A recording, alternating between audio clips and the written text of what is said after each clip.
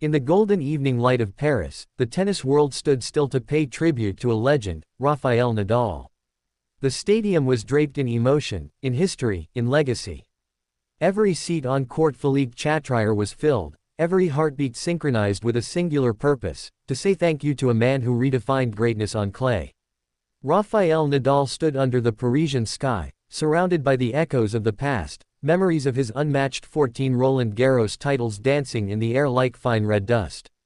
The crowd roared not just for a champion, but for a warrior who made the clay court a sacred battlefield. Wearing Merci Rafa shirts, the audience stood as one, waving flags and banners, their applause thunderous, their admiration unwavering. Even the defending champions, Carlos Alcaraz and Iga Swiatek, joined the tribute, standing in awe of the man who shaped their dreams. And then came the moment that cracked even the stoic armor of a champion.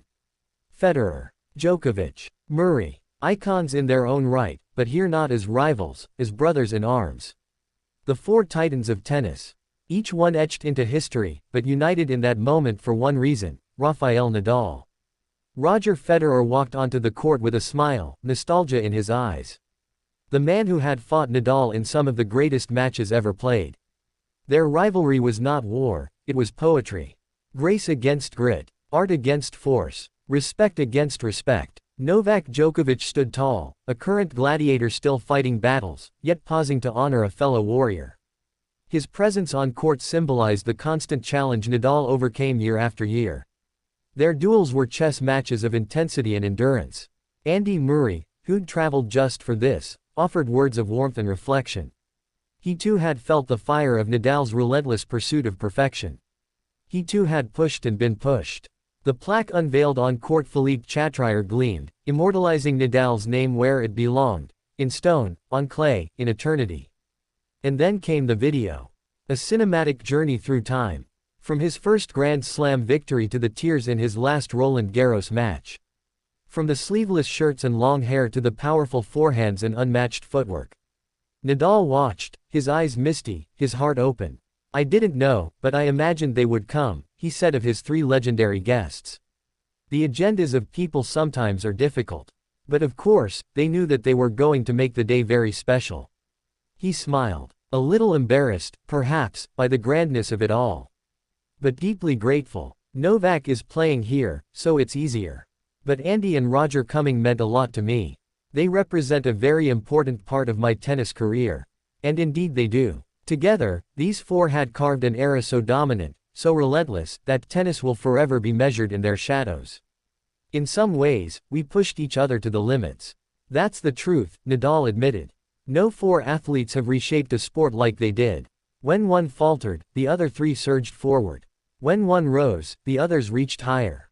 When you're only two, you can lose motivation if the other gets injured. But here, one of the four was always winning the tournament. This balance of brilliance, this rotation of greatness, ensured that the fire never dimmed. The standard was always sky high, the legacy always building. "We achieved our dreams," Nadal said, looking back not with pride, but humility.